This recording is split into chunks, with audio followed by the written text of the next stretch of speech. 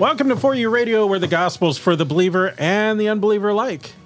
That's you, me, Troy, the whole wide world. Yes, I'm indeed. Craig D'Onofrio, pastor of St. James Lutheran Church in the old Brooklyn neighborhood, Cleveland, Ohio. Indeed you are, and I am Yes, Troy Neer, pastor St. Peter's Lutheran Church, Shaker Heights, Ohio. Wow. You sound like you're from West Virginia or something. Do come check out both of our churches, not necessarily at the same time, but St. James is in the old Brooklyn neighborhood on Broadview.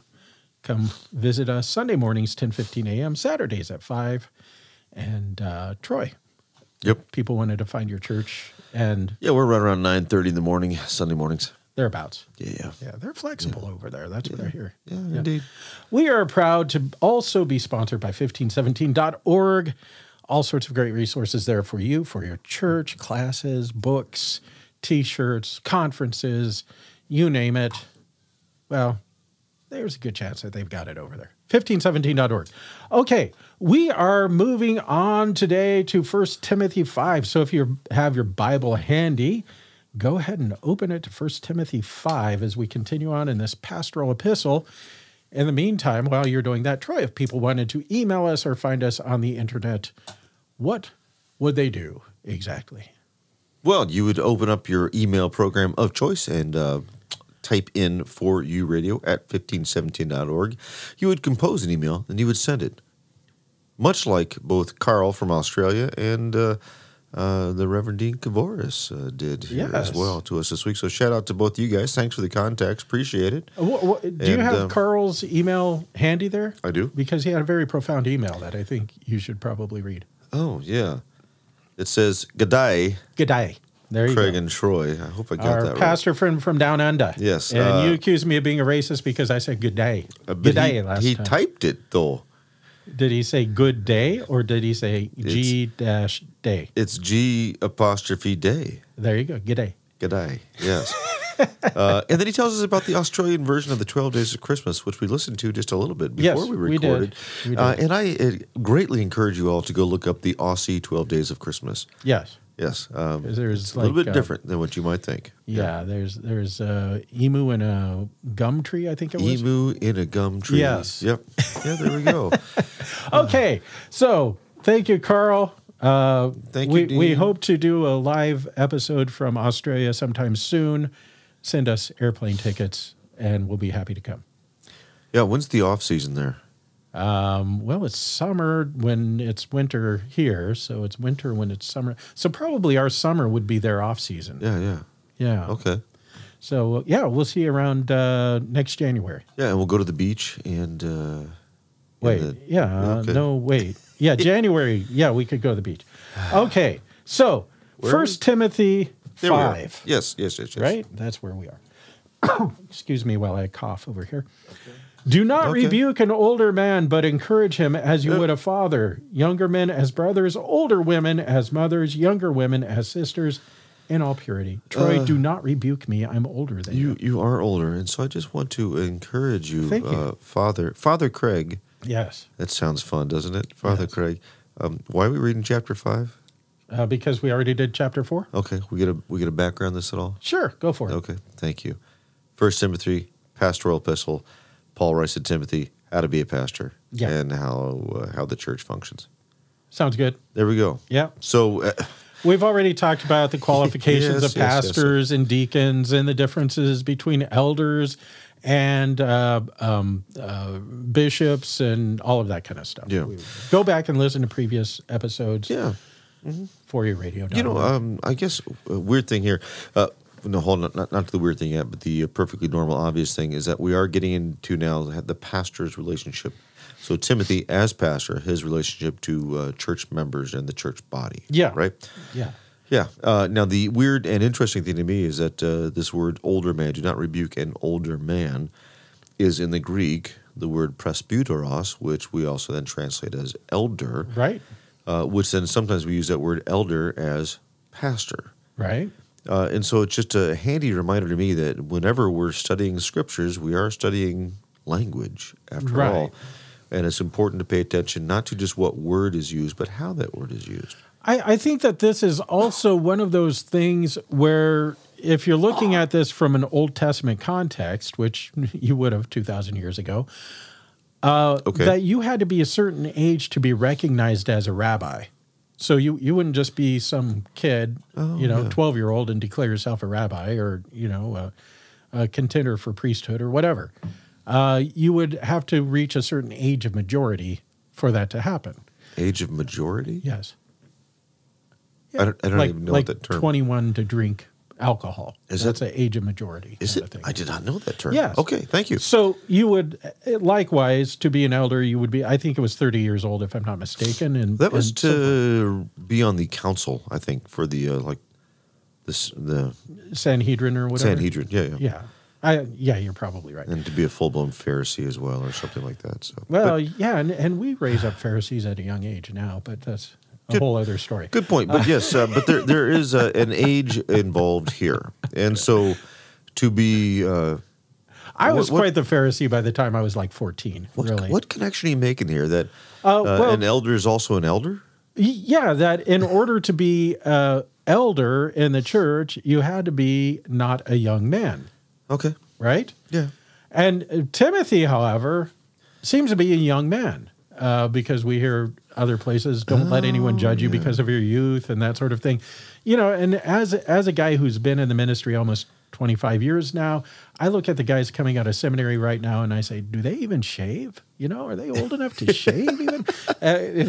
Not remembering how young I looked when I graduated. So who's a cute little pastor? You are. Yes, you are. So don't judge those guys. They're probably smarter and better educated than I am. Oh, in many ways. Many ways, yes. I mean, I've forgotten more than they've even learned, which is not hard. Eventually they'll forget it too. Right. And that's the solace that I find. That someday you will be old, decrepit, and senile like me. Where are we? So regardless, here it is. Do not rebuke an older man. We aren't necessarily talking about an elder in the church, but it's the same word that reflects an elder. Right, exactly. Church, right? And that's my point from earlier, that it's just the way language works. And so we're going to pay attention to the words, how they're used, and to the context. Yes. Context is king. Thank you, Dr. Jeff Gibbs. Yes, indeed. Okay. So, so don't rebuke one who's older than you, and we're not talking about by 6 months, but one who is truly older. But encourage him as a father, as you would a father, right? So be respectful to those who are older. Even if you are a pastor and in quote-unquote authority in the church, you are to be a respecter of human beings. Well, I think especially because that's what Paul's writing this. Right. Okay. Younger men as brothers. Yep. So the young guys, don't be a condescending jerk. Talk to them like you would someone who's, a grown-up. No, I just have an older sister, but I was under the impression that older brothers were by definition condescending jerks. Is Paul telling Timothy to give all the younger guys noogies? Or as the youngest of three boys, the jury is out on this for me. Okay. But yes. Because really, I mean, to be treated, you have my oldest brother who would orchestrate fights between my other brother and me, because he was 9 years older, and then my other brother's 2 years older. So he was kind of the puppet master who would agitate us and then watch the idiots fight kind of thing. So that's not a good way to roll, nor is it beating up your younger brother. So, so this has been very therapeutic for me to discuss. I'm glad. Yeah, I'm feeling much better about life. Making a lot of progress here. Clearly the point Paul is getting at, though, is this idea of respect, a loving respect. Right. Yes. Right. Yes. And to be fair, in my family, we could beat each other up, but you are not allowed to beat my brothers up. We will make sure that doesn't happen. Okay. Right. So protect them. You don't touch the family. Right. Okay. La familia. Older women, treat them as mothers. Younger women as sisters in all purity. So don't be a lech. Treat them like you would a sister and protect them. Right. There you go. Yeah. Now, before we move on beyond verse 2, anything in here that I haven't pontificated on that you would like to pontificate on? I think it's just pretty straightforward there. I mean, we could wax eloquent for quite some time. Trust me, any pastor who's ever been to seminary has gotten the lecture the lecture upon lecture upon lecture about how to act around the women in your congregation. Oh, yeah. Yeah. Yes. And then, of course, we all hear stories about somebody who forgets that lecture. But that's the reason these words are here. Right. Timothy is standing in relationship. He is to the entire congregation.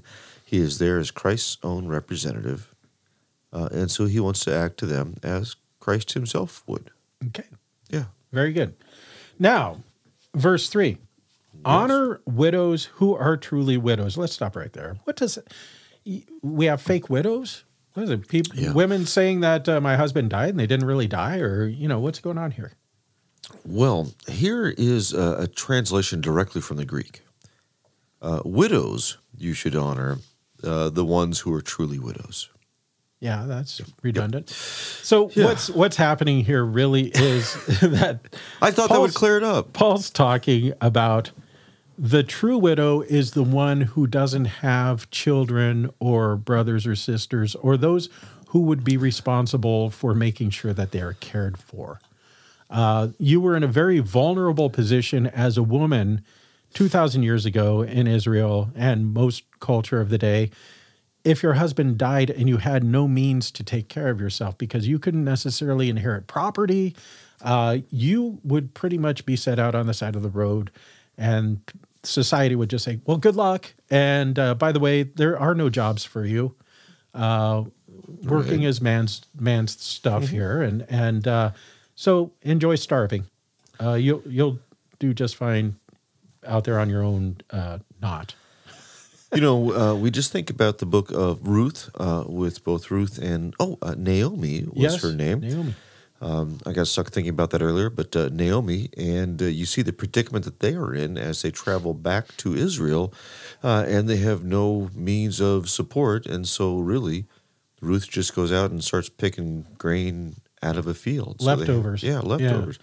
We see Jesus as he hangs on the cross, entrusting his own mother to John. Yep.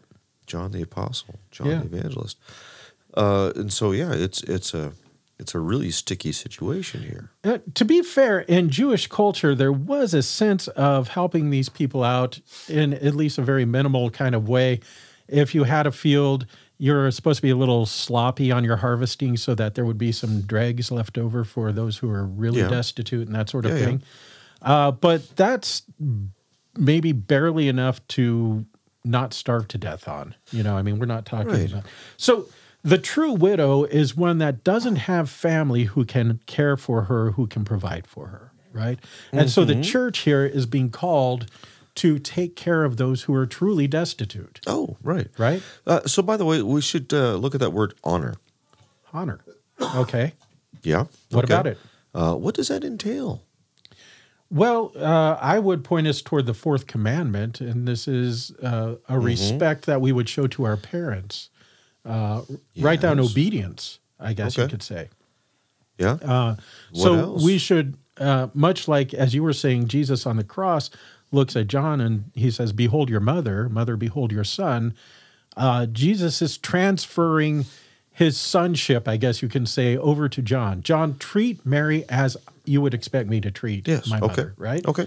So this is the kind of honor that we're speaking of, if you ask me, is this honor that is due a mother from a son.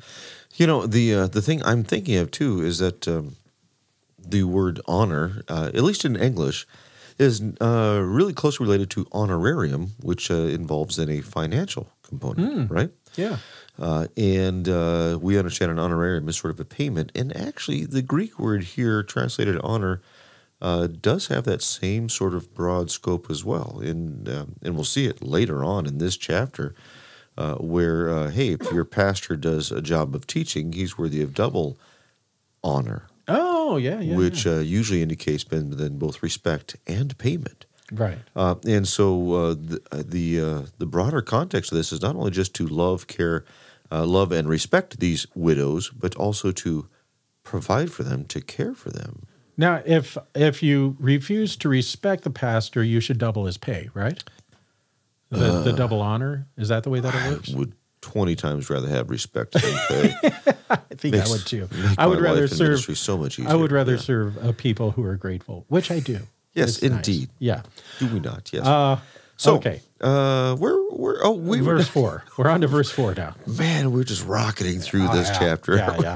This is crazy fast. So honor widows who are truly widows. And then, verse 4. Oh, but if a widow has children or grandchildren, let them first learn to show godliness to their own household and to make some return to their parents, for this is pleasing in the sight of God. She who is truly a widow, left alone, has set her hope on God and continues in supplications and prayers night and day. But she who is self-indulgent is dead even while she lives. Wow. I just like adding the dramatic effect. Yes, thank you. You're welcome. Verse 7. Verse 7. Command these things as well, so that they may be without reproach. But if anyone does not provide for his relatives, and especially for members of his household, he has denied the faith and is worse than an unbeliever. Indeed. Wow. So, as we'll see in just the very next verse, apparently the practice was to have a list, an actual list of widows that the church would care for, right? Yeah. But the point here is that if a person, a widow in this particular case, does have family who are yet living, they are to provide for her. Right.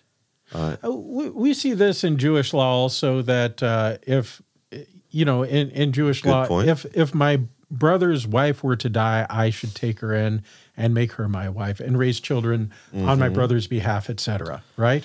So it's the same sort of thing, but with widows, with mothers here, and that sort of thing. You have a family obligation to those who have gone before you. And it's important to remember that this is not just a Jewish cultural thing then, but this is part of the command of God. Right. Because again, Paul's writing this to Timothy, who is pastoring in Ephesus. Yes. Not really a Jewish Gentile territory. Yeah, very good. Yeah. So one of the verses, though, that's always fascinated me, verse 8, if anyone does not provide for his relatives, and especially for members of his household, he has denied the faith and is worse than an unbeliever. Yeah, this makes me feel like I really need to call my mom and check in on her. I haven't talked to her for too long. Sorry, Mom, if you're listening. I'm thinking of you. But she's taken care of. But still, I mean, this is not the put your parent on the shelf and visit them next Easter. This is caring for your parents and grandparents, etc., as if they lived with you, even if they don't, and making sure that they were cared for. And my mom lives with my brother, thanks be to God. So it's not like she's in an old folks' home and forgotten or anything like that. You're really trying hard to explain this, but it was okay, man. I'm salving my own conscience here. This is, once again, therapeutic radio for me. I'm feeling good again, now. make a lot of progress. Yeah. The thing that particularly interests me is that the one who's denied the faith and is worse than an unbeliever. Yeah, that's some hard-hitting law right there. That is some very hard-hitting law, and I wonder how we can actually get there, except to say that if you outright refuse to care relatives, and especially for parents in their time of need, how much of an impact can the Scriptures have had on you? Yeah. Is that kind of where we're going with this? That, hey, you don't get this at all, do you, pal? I'm going to assume that even the Gentiles had a sense of an extended family at this point. And so for you to not act in at least that much respect for your parents, you're worse than one of those unbelieving pagans out there that's busy worshiping Mars or whatever. You're worse than an unbeliever. That's tax collector status right there. Ooh, yeah. I mean, that's sinners and tax collectors. That's tax collector. It also occurs to me is that way back in the Gospels, Jesus is challenged by some Pharisees about keeping the law. Why don't you wash your hands or something like that, right? And he counters with this idea that they had about this idea of the korban. The korban, right? Yes, yeah. And so apparently there was this practice that instead of providing for your parents, you could say to them, whatever help you would have had from me is korban, that is dedicated to God. And I recall we discussed this once in an episode, that actually, so the way to fully dedicate something to God was to burn it up. Huh. Yeah. No, you don't remember this, but I do. Offering. Okay. Yeah. And so just imagine a bag full of cash that you can say, Mom and Dad, I know you're hungry and you're starving, you got no place to live. But I threw this cash on the fireplace so Jesus could have it. I've dedicated this $100 bill to lighting my cigar in honor of God, right? There you go. Right. And so, and to say on the one hand, see what a great thing I've done for God, but this other thing, on the other hand, that I've done absolutely nothing whatsoever for the people who birthed me. That just sounds spiteful at that point. Yeah, it does. Right? Yeah. And so I think we can see where this might be something that is denied the faith. Yeah. Just turned away from all that is good and right and holy, and especially, I think, like you pointed out, the fourth commandment. Yes. Right, yeah. Can we zing through this list here? Let's do it. The widow's list? Okay. Verse 9, let a widow be enrolled if she is not less than 60 years of age, having been the wife of one husband, and having a reputation for good works. If she has brought up children, has shown hospitality, has washed the feet of the saints, has cared for the afflicted, and has devoted herself to every good work, but refused to enroll younger widows, for when their passions draw them away from Christ, they desire to marry, and so incur condemnation for having abandoned their former faith. Oh, we'll stop there. Oh, really? Okay. Or do you want to keep going? No, let's stop there. Okay. So Okay. the widow. So yeah, I'm kind of confused. This is here. actually an office in the church that's being spoken of here. In the early church, there was the office of the widow, and as we were preparing, I think you pointed out at the presentation of Jesus where Anna. yes, and Simeon. Simeon was what I was trying to think of. Where Simeon holds Jesus in his arms and he says, "Look, I've seen my salvation now." Anna is there, and she has been praying for the coming Messiah and for the church and for all the Jews and every. But her job has been to basically hang out around the temple and pray. Yeah, that's what we read. That she's in the temple night and day praying. Right. And it's kind of that weird thing where you think, well, how does she eat? Right. Well, you would assume that someone's feeding her. And there you go. I think housing her, right? I think so. So I don't think that this office of the widow is unique to the Christians. I think it has already kind of existed in Judaism before this time. That's my hunch. Yeah. That's my hunch. I think your point is then, so if by the time that there's this woman, we're going to enroll her on this list and not just take care of her, but we're going to give her a task in the church, and that is apparently to pray. Right. She should have a reputation for good works. If she's brought up children, has shown hospitality, so part of her job would be to be hospitable, to wash the feet of the saints. That's the lowly care of things, right? Yeah. Has cared for the afflicted. That I think is, kind of like a nurse. Yeah. Has devoted herself to every good work. Okay. But refuse the younger widows for when their passions. Basically, if you're a younger widow and you can still have kids and that sort of thing, go be a mom. Please do that. Yeah. There are guys out there. Right. Yeah. Well, yeah, because they desire to marry. Verse 11. Right? Sure. Yeah. Oh, and that's the thing there in verse 12. And so incur condemnation for having abandoned their former faith. So if it is this close to being something like the pledge of a nun in a convent, that but it's not. I don't want to say that Paul is establishing nuns in convents here, but it's that sort of thing, to make that sort of commitment to say, I'm going to pray every day, and then in exchange for that, you guys will provide for me. Okay, I'm going to plow through 16 here because I think that all this comes together. Besides that, they learn to be idlers, going about from house to house, and not only idlers, but also gossips and busybodies, saying what they should not. So I would have younger widows marry, bear children, manage their households, and give the adversary no occasion for slander. For some have already strayed after Satan. If any believing woman has relatives who are widows, let her care for them. Let the church not be burdened, so that they may care for those who are truly widows. So if you're a younger woman and you are able to have a family, go do that. Because you have too much energy and you might become a busybody and start gossiping and you end up hurting the church. Instead, go have a family. Go tend to that.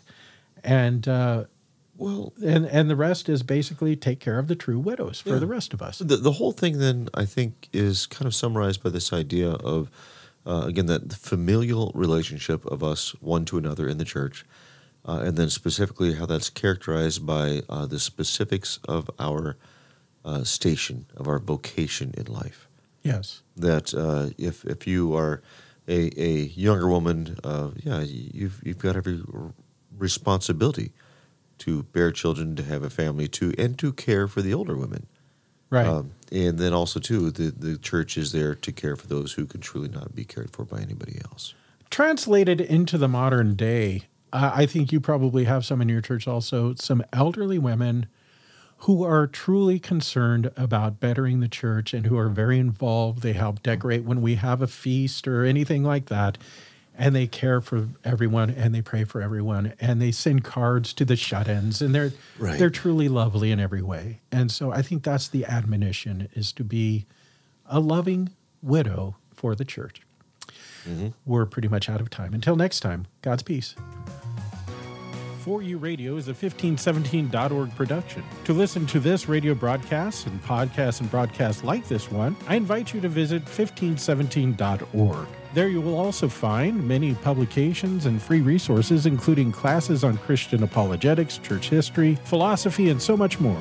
We are completely funded by generous donors like you. Would you consider making a generous gift to our work of spreading the gospel? Simply visit 1517.org.